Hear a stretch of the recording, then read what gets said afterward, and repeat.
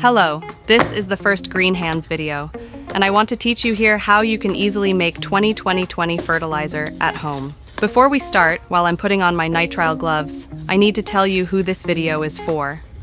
In my opinion, this video is useful for everyone. If we look at it more professionally, it's especially useful for farmers, gardeners, or anyone who spends a lot of money on fertilizer every year. Because with much cheaper raw materials, they can easily make their own fertilizer. Before starting, I need to tell you a few points about making fertilizer. All right, formulators, chemists, and dear farmers. Bring your notebooks because we're going to start. Before anything else, I need to say that since my audience's time is truly valuable to me, I've tried my best to keep these videos short and make sure your time isn't wasted at all. First point, at home you can make 1 to 2 kilos of this fertilizer. And if you want to make 5 or 10 kilos, you must do it in an open space or a pilot area with strong ventilation, because during the process a lot of dust rises and dangerous things may happen. Second point, make sure you have a mask, gloves, and goggles. The materials we are using are not very dangerous. If they come into contact with your eyes or skin, just wash them quickly with water and nothing serious will happen. We're not using any dangerous acids or bases here, but it's still best to follow safety. Third point, here we are making NPK 18-18-18 because part of the fertilizer is dedicated to TE, or micronutrients, and another part is dedicated to amino acids. As you know, these two are very important in feeding plants and trees. It is recommended that if a fertilizer doesn't contain micronutrients or growth stimulants, don't buy it at all. Fourth point, for tools, we need an accurate scale, 4 small beakers, and 1 large beaker. The large one is for mixing the materials. And if you want to make 1 kilo of fertilizer, use a 2-liter beaker. And finally, the materials we need for this fertilizer are monoammonium phosphate, potassium nitrate, urea, and micronutrients such as iron, copper, manganese, or zinc. And of course, there are the secrets of every formulator which cannot be shared here. Now that I've told you these points, we can start. Put on your gloves and weigh the ingredients one by one. Here, I'm weighing the urea. For urea, you can use prilled urea, granular urea, or powdered urea.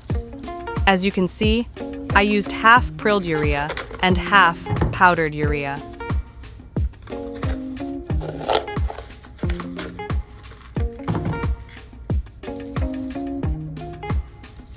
We added 223 grams of urea.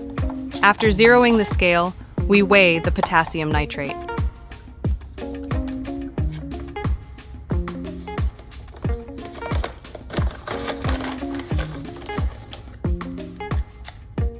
We added 445 grams of potassium nitrate.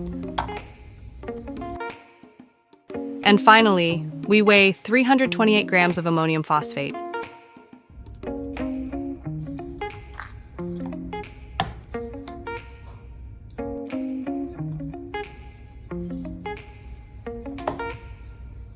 These are the secrets of every formulator, the growth stimulants and some other ingredients, and we mix them very well.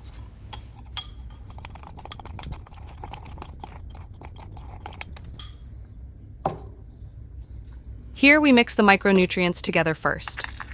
Pay attention that it's much better to use micronutrients in chelated or EDTA form rather than sulfate, because sulfates change form very quickly in water and are not absorbed by the roots. After weighing the materials, it's time to mix them all together.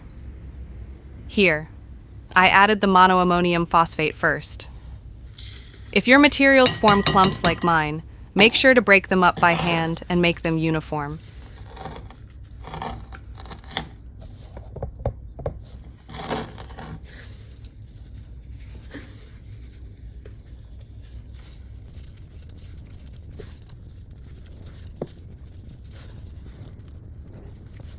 We speed up this part a little so you can see how long it takes.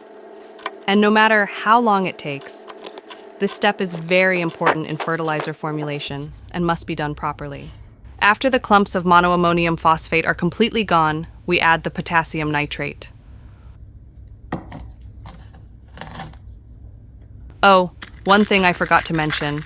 10 grams of citric acid is added to the micronutrients, mixed well, and then added to the whole mixture.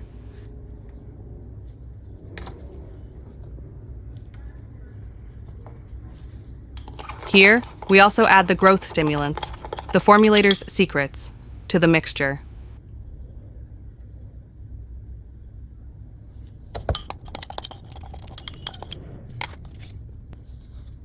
At this stage, we combine all the materials we've added into the beaker so far and mix them thoroughly until everything becomes uniform.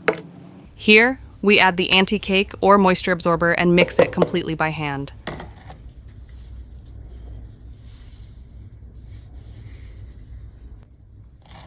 And finally, we add the urea to the mixture and mix it thoroughly by hand. Remember, it's better to add the urea at the end. And now our fertilizer is completely ready. As you can see, it has this kind of texture and it's completely dry. If you don't want the urea granules to be visible, you can use powdered urea instead.